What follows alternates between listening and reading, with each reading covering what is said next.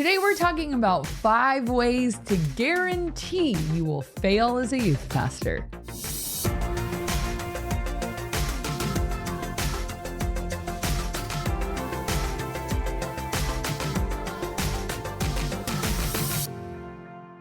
Welcome back to another episode of the Ministry Coach Podcast, where we give you weekly tips and tactics to help you fast track the growth and health of your youth ministry. My name is Jeff Lascola, and this is Kristen Lascola, and today we're talking all about how to guarantee you're going to fail. Because I know a lot of you are looking for that. Like, how can I just end this now? I hope not, but it might feel that way. And we want you to succeed. We want you to do amazing things for the kingdom of God. And we want you to really step into your calling. So we're going to tell you the dark side, how to guarantee you'll fail. So if you're doing... So avoid these things. Yes. If you're doing any of these things, cease and desist right now. There is still time to turn back. Yeah. So number one, let's jump right in, is that you run a youth group with no consistency. Consistency is, I believe, just my opinion, what builds momentum. People need to know when you're going to be there, what time you're going to be there, and the fact that you are going to be there, save for a few special occasions, such as Christmas. That counts as a special occasion. Really, aside from that, you should be there. Yeah. Be consistent. That's what's going to build your momentum. So if there's no real schedule, no real predictability, and here's a pet peeve of just organizations in general, whether it be churches or clubs or sports, that you have to be deep on the inside to know what's going on. I hate that feeling of you miss one program and that's when they told you we're not meeting for 2 weeks. And then the next week we're going to go to the bowling alley. It's like, how would I have possibly known that? Not even which bowling alley. Yeah, like the more inside you have to be to know what's going on, I think then you're really creating just a small friend group. You're not creating accessibility for people who might want to be a visitor, come and check it out, bring a friend. If you have to be so deep in there to know what's going on, that just is going to kill your growth. It's going to kill your momentum. Yeah. Here's what you really want is you want to meet all the time so that kids are always talking about it at school. I have a great example of that. Just this past Tuesday, this mom came in. I got a call on we wear radios so we can always someone's looking for you, or we need help in the bathroom. Some kid is bleeding or barfing or whatever. And all of those things happen regularly. This mom wanted to talk to me. And so I go up to the lobby and I'm like, hi, I'm Kristen. And she's like, oh, hey, my daughter's been coming for a couple weeks now. And I just wanted to come in because I thought, I should kind of meet an adult who, and I'm like, I'm so glad you did. And it shocks me that more parents don't. They'll just drop their kid off at youth group and never meet us. And I'm like, okay, thank you for trusting us. I'm glad we've earned that reputation of trust. But I said, well, so why did your daughter end up coming? Because I didn't know them. They don't go to our church. This was a Tuesday night. And she said, well, all the kids are always talking about it at school. And she was like, what is this? I want to go. All my friends, everyone's always talking about it.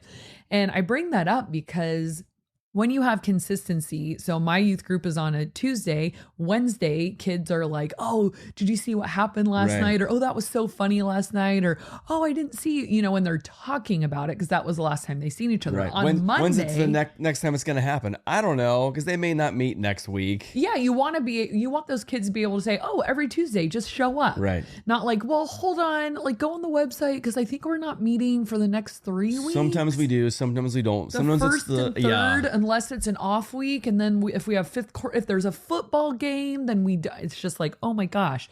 So you want this to be conducive to visitors. The same way, like Tuesday at school, they should be talking about, I'll see you tonight. I'll see you tonight. Monday, they should be saying, I wonder what game we're playing at Chaos tomorrow night. Yeah. So you want people talking about it regularly. Every single week, there's another fresh opportunity for you to go. Kids will be disappointed that they didn't make it. Like, oh, I had volleyball tryouts. I couldn't come. I was like, well, we're always here. So see you next week. It's not like, I missed it. And you know what I've really noticed with people? Unless you are a part of their schedule consistently, they will write you out of that schedule. Exactly. They really will. They'll fill that slot with something else. Right.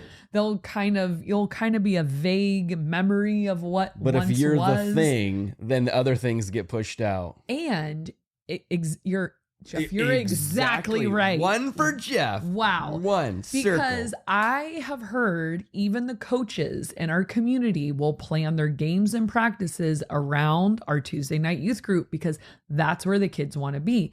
I will hear parents say, hey, we were going to sign up for this, but every practice was on Tuesday. So we're looking for something else because he'd be so disappointed if he couldn't come. So if you are constantly this buzz and luckily, we're in a smaller town, so I think the buzz is maybe easier to come by, but you want people talking about it. Again, that doesn't happen if you meet the first and fourth Friday of every other month or something weird, and that you're forcing people to be on the inside to know. Not going to work. All right, that's number one. Number two, how to guarantee you'll fail as a youth pastor is that you lack communication skills.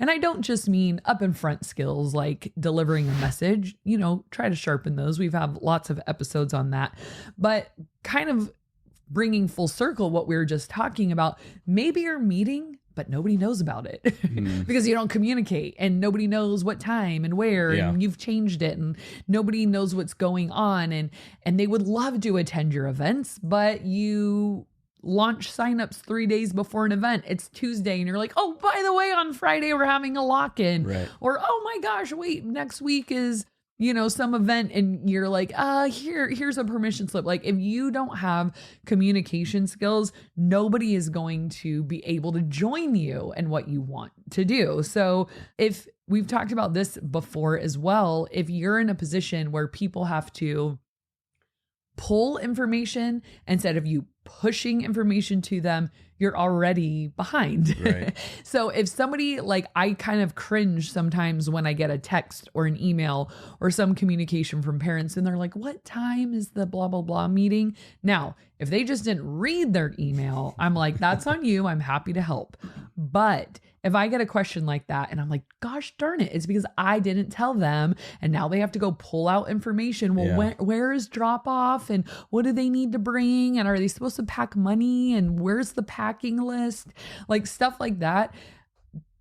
Parents have so many balls in the air that they're juggling. And if we can make it don't underestimate how parent friendly your ministry has to be because they're the gatekeepers. So if you're consistently late or consistently, now we're kind of going into another episode, but all that to say, communication is key to the success of your youth ministry, especially communication with parents. Students, yes, they don't listen half the time anyways. They don't check their email. So you really need to get to the parent to make sure they're showing up because even if you're a high school pastor, those kids are still under the roof of their parents. Yeah. So even if they drive, parents are still a key component to getting kids where they need to be. Wait, did you fill out your permission? No, you didn't. I need to fill out your permission slip. So don't leave parents out of that. Number 3, how to guarantee you will fail in youth ministry is there is no opportunity or very little opportunity in your ministry for personal community and connection. People stay and put roots in a place because of people, not program. So you can run a great program, but if nobody has the opportunity to meet anybody else and it's just kind of a show up and leave situation, your youth ministry could potentially fail because people are looking to connect with other people. I try to harp that on my students all the time of guys, I could knock the message out of the park. I could give the best message I've ever given. Still waiting to see what that is because I have no idea. I could stuff them full of candy and pizza. We could play the funnest game ever. I could make them laugh with the funniest videos. We could have lights and hazers during worship and a moment where everyone feels it. I said, but if they leave and they've made zero connection, they might not come back. Maybe they'll come back again and hoping, cross their fingers, that they'll meet a friend. Right. They might even try a third time, but over time, if they're not making personal connections and have no opportunity for that, they're going to leave. Yeah. And in my ministry, the best vehicle for that is our small group ministry, where every kid is put in a small group. Another great avenue for that is a student discipleship or student leadership team, because then you take the group and you kind of put it down to size, and they're getting to know each other and work together and serve together, and they're making connection. Adults pouring into kids is a big deal. Again, that happens through small groups for the most part, but we need to know that relationships are priority number one. I've heard I've heard 1,000 times in ministry over the last 20 years, relationship is the bridge that truth travels over. And that is probably the first lesson of youth ministry I ever learned, other than they don't care how much you know until they know how much you care. I heard that one probably a million times too. But relationship is the bridge that truth travels over, meaning that people's ears open up and they can digest truth and grapple with these truths that we're trying to get them to understand when it's done in the context of relationship. There's just an openness when you belong, and then you can hear. And so if you don't create if small groups aren't important to you, if student leadership isn't important to you, and you're just herding kids in, herding kids out, and hoping they'll come back next week, no connection are being made. That back door at your church and at your youth group is probably wide open. Yeah. They're coming in and just filing right out the back. So we really want to try to close that back door and make it an environment where people stay. And relationships really are the best vehicle to do that in. So make sure there's opportunities for connections. Relationships, they're really part of that like secret sauce that makes youth groups and churches grow. Are people having fun together? Are people in relationship? Are people connecting? Are people doing life together? Right. Where is that happening? Can you point to that? And are those pockets healthy as well? That's that secret sauce of like, they want to come because they want to see each other. People want people, you know? All right. You will fail as a youth pastor if you have no organization, that you cannot organize a thing to save your life. This is hard for a lot of people. We've talked about it before, where a lot of youth pastors, they're the relational guru, and they're like, I got relationships down. I'm the Pied Piper. I'm Mr. Charismatic, Mrs. Magnetic, and it's easy breezy. But working with them is a complete disaster. They can't keep a team. They burn bridges everywhere they go because people are consistently frustrated with them because nobody knows the plan. Nobody knows what we're doing. There's no resources for said plan. And everyone's always confused and flying by the seat of their pants. We've talked about before how people can put up with that once in a while. Like, oh, shoot, we had to pivot. All hands on deck. It's going to be crazy. When we were at my summer camp this year, we had a monsoon come out of nowhere. And if you would have asked me, what are the top 100 things you're going to have to deal with at this camp?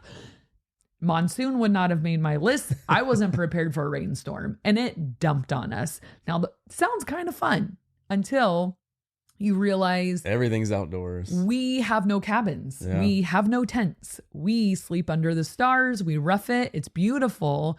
But that means sleeping bags, pillows, sleeping mats, luggage, clothes are soaked. What do we do? So that was a plan I was not ready for. I will be in the future, but I was not this year because that's never happened before. So that's one of those things where leaders aren't looking at me like, well, way to go, leader. Just everything's getting soaked. They realize this is a fluke. This is weird. All hands on deck. Let's get this kid. Let's lay out their sleeping bags. Okay, I have a blanket in my car that this kid can use, and we can hustle. But if it was every day, it's like, oh no, another crisis we're all going to have to solve together. Eventually, they're going to lose respect for me and be like, do you ever have a plan? Are you ever prepared? Is anything ever simple and flows? You want people to just get in that flow of your leadership and be like, yes, like things are working.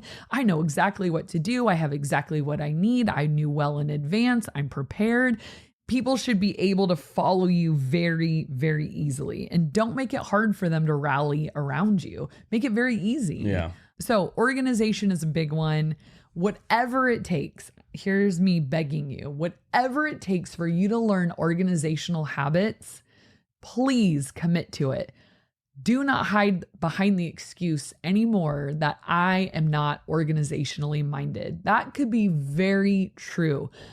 I promise you, it's a skill that you can learn if you're determined. And there's a lot of different ways to be organized. Yes, there are. A lot of times, whatever one fits you. Exactly. Like you might be the most unorganized person, but if you can find that thing that you're syncing with, it works. And it might not work with somebody else, but it's organization and it can work for you. And if you can't do it for yourself, do it for the love of your ministry, the love of the people you serve, because it is, I believe, a stewardship issue of your leadership.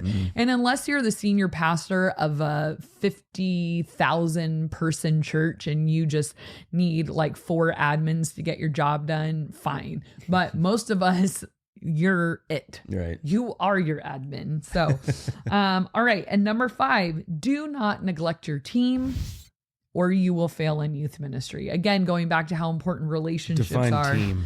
Whoever is working alongside you, which I guess goes with the prerequisite. Another way to fail in youth ministry is trying to do everything yourself. So by a team, I mean volunteers, your small group leaders, interns, staff, whoever is running alongside of you. If you neglect the health of that team, whether it's training, whether it's relationships, whether it's pastoral care, whether it's support, the floor will fall out from under you very, very quickly. You know, my goal as a youth pastor is to create a dynamic leader culture that people want to be a part of, that they're not begrudgingly showing up, and that they're trained, they're equipped, they're loved, they're cared for, and gosh darn it, they're having fun. And I think that is what I've heard over and over again from my leaders. I'm like, why do you guys keep coming? And they're like, we love it. It's fun. It's fun to serve here. It's easy to serve here. Are junior hires easy? No. And we all know that. But serving, like, it's like I put the ball on the tee and I'm like, you just gotta, like, you have everything you need and I'm right here cheering you on. You can do this. But if you neglect your team or are not supporting them in terms of like going back to like the preparation and stuff like that, or again, going back to relationships, you're not creating an environment where they can connect with you or each other. And they're sort of this siloed, lonely leader. Those people burn out so fast. You can spot them a mile away. That leader that's like, one of these things is not like the other. And I'm just sort of here and I'm not connected to anyone. They fizzle. People stay because of people, whether we're talking about students or adults. You know, you are a relationship architect. That's how I see myself, is like looking at people and reading the room and what do we need and how can I get us connected? That is huge for the longevity of your youth ministry. What is fun to your team? Try to define that, because fun to my team might be different than fun to your team, what you guys enjoy doing together. But you need to make this a place where leaders just flock to. And if not, you know, the youth ministry will fail because you are not enough to run the whole thing. You can't do it all. You can't know and love and pour into and disciple every student and run everything and teach everything and plan everything and communicate everything. Like, you need a team around you. And if you want to keep that team, you have to steward them well and care for them as well. Yeah. And you can't be that only person, because when you can't do it because you're either sick, vacation, whatever, then everything stops too. Well, if you try to do it, you will be sick. And you will need a vacation. It will be a vicious cycle. Yeah. If you guys are thinking, what team? I don't have a team. I need to get some volunteers. We have an episode we've done about how to recruit the right volunteers for your youth ministry. Make sure you check it out. And also we have an episode about how to onboard new leaders, new volunteers, to kind of get them acclimated into your team. So make sure you guys check that out. All right, let's do a question of the day. And I'm going to clear my throat here for a second. And that probably didn't help. Question of the day is... Sound great. Thank you. Clear. The question of the day is, what is the longest you've ever waited in line for something? And I think we probably have the same answer on this. Yeah. Because I can only think of one time. Oh, it was At least awful. recently. So we went to Disneyland, California Adventure, and we were waiting in line for Radiator Springs, the Cars ride, which is super fun. So fun. And it broke down while like we had already been waiting for about like half hour, 40 minutes. And then it broke down the first time. And we were debating, do we stay? Do we go? This was the last thing we were going to do for the day. It was late already. And we were like, all right, this is the last. We hurrah. saved this for the end. And then the line started moving. Yeah, maybe and 10 we're minutes like, or so. okay, yay. Broke down again. We're like, oh my gosh. At like an hour. Yes. And it's like, we've already made it this far. Right. So I guess we've got to stay. So then it finally started moving again. Then it broke down again. I think it broke down three or four times. But every time you have that conversation with each other and in your head, if I get out of line now, I've wasted an hour and a half of my day or whatever it is. And the kids would be disappointed, you know, and you think we could have done so many different things, but instead we just get out of line. So you think, if I just wait just a little bit longer, it'll go through. And eventually it did. It did. But when you said kids, it reminded me where the line is. There's no Wi-Fi. Like it's a Wi-Fi dead zone. So you can't even give them your phone and say like, you're running out of games and things to play. And like how many I Spies and like, oh my gosh, it was like, we finally made it on. And okay, so how long was it? Like at least 2 hours. Yeah, maybe 2 hours or so. And I mean, I remember back in the day going to Six Flags Magic Mountain. Actually, now that we're talking about it, I think I waited like 3 hours for X when it came out. There. Yeah, I would never I forgot wait about that. long. And the worst part, I went on X after 3 hours. It was the first ride of the day. I was only like 18 and I got vertigo so bad that I couldn't ride anything else for the rest of the day. I was dizzy from that point on. I was like, cool. I waited 3 hours to get vertigo. And now I watch all my friends go on the rides. And then I had to drive home and they all fell asleep. And I'm like, I hate my life. There's that sinking feeling too when you finally do get on a ride after a long, long time.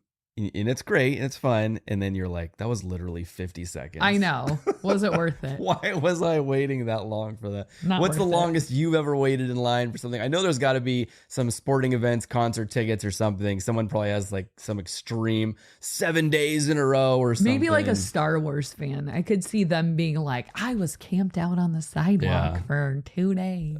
Zach working over at the Youth Ministry Booster podcast. I know has some stories about waiting in line for Duke tickets because he went to Duke for his graduate, undergraduate, something. Wow. Oh, I didn't know that. Share it, Zach. Pretty interesting. All right, we're going to do a community comment of the day. This comes from Stephen Cads 688 who says, "May God bless you so much, brethrens. I'm really thankful to the Holy Spirit for directing me to this podcast." Ooh. That's 2 episodes in a row I we've was talked going to about. say that. I think the Holy Spirit is more powerful than the algorithm.